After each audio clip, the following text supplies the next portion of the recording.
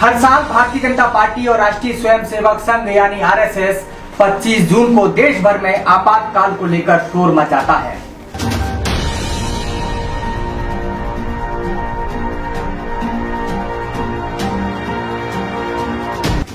पर आपातकाल से जुड़े कई तथ्य इससे ज्यादा उजागर नहीं किए जाते।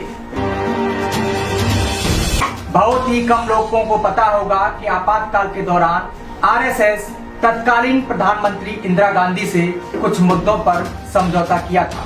आखिर ऐसी क्या बात थी कि संघ परिवार को तब की कांग्रेस प्रमुख इंदिरा से समझौता करने की नौबत आ गई। तारीख 12 जून 1975 इतिहास में कांग्रेस के लिए सबसे अहम दिन साबित हुआ। इस दिन इंदिरा गांधी पर चुनाव में धोखाधड़ी करने का आरोप साबित हुआ और इलाहाबाद हाई कोर्ट ने इंदिरा का चुनाव अवैध घोषित कर दिया।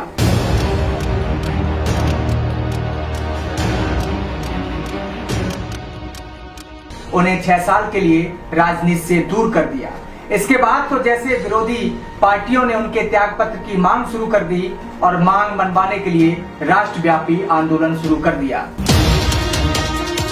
इधर इंदिरा गांधी ने सुप्रीम कोर्ट में अपील दायर की। कोर्ट ने इंदिरा के पक्ष में मत दिया और आदेश जारी किया कि वह प्रधानमंत्री पद पर बनी रह सकती हैं। इसके बावजूद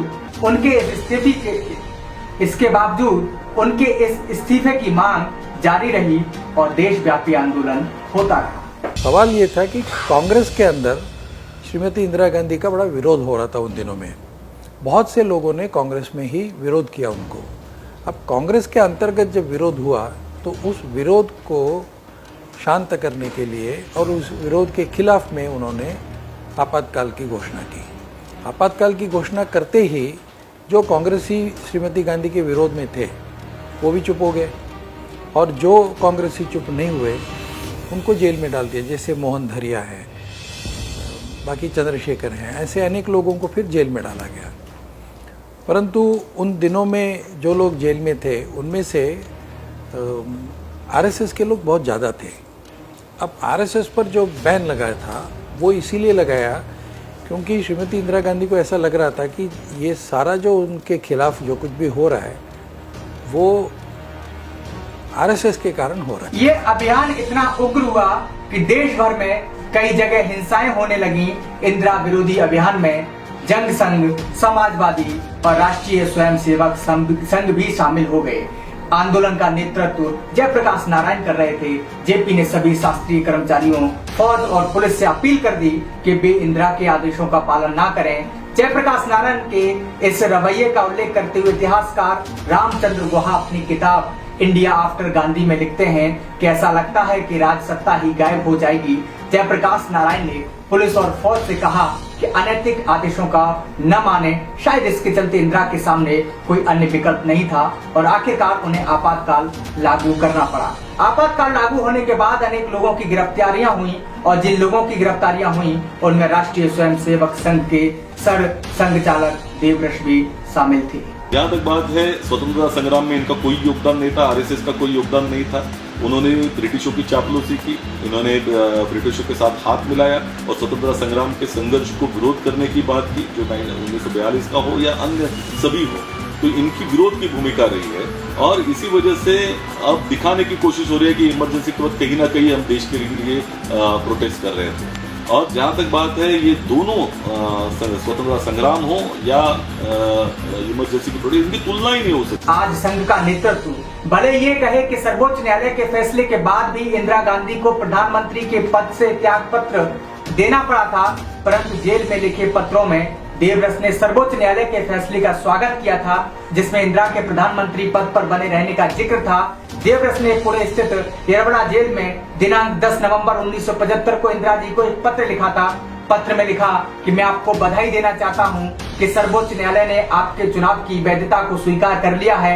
इन शब्दों से स्पष्ट है कि संघ प्रमुख देवव्रत ने इंदिरा गांधी के चुनाव संबंधी फैसलों को उचित माना था। देवव्रत ने जेल में कई और भी पत्र लिखे थे, कुछ खत आचार्य विनोबा भावे को भी लिखे गए थे।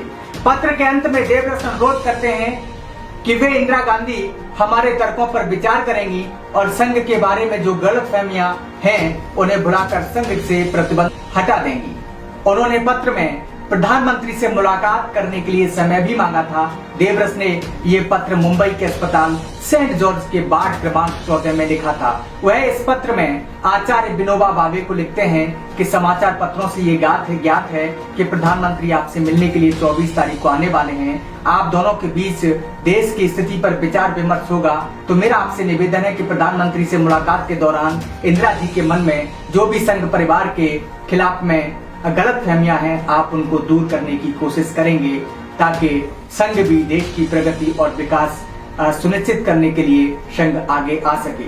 देवरस के इन पत्रों से स्पष्ट होता है कि वे इंदिरा गांधी के कार्यक्रम और उनके नेतृत्व को स्वीकार करने को तैयार थे, बशर्ते वे संघ पर लगे प्रतिबंध को हटा दें। उनके पत्रों से यह भी स्पष्ट होता है कि उन्होंने आपातकाल से आपत्ति थी, वे इसलिए कि संघ को प्रतिबंध कर दिया गया था। इन पत्रों से यह भी स्पष्ट होता है कि देवरस को इंदिरा गांधी के द्वारा घोषित कई सूत्री कार्यक्रम स्वीकार थे।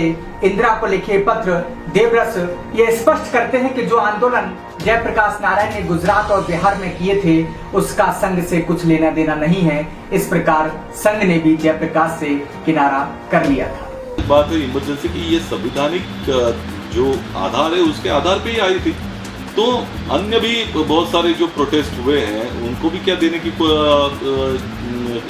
लिए कदम उठाया जाएगा, लेकिन इनके पास कोई उसका जवाब नहीं है। जहाँ तक बात है आरएसएस और भारतीय जनता पार्टी की, तो इनको तो अधिकार ही नहीं हासिल होता कि ऐसे कंपनसेशन की बात करें, क्योंकि इमरजेंसी को लेकर इन्होंने माफी भी मांगी थी। इनके जो सरसंघचालक बाला साहेब देवरस थे, सुब्रमण्यम स्वामी जी ने अपने एक लेख में यही उसका पूरी तरह से जो विवरण किया है। और जहाँ तक बात है कि इमरजेंसी को सपोर्ट करने की बात है आरएसएस ने की, तो इनको कोई हक नहीं बनता।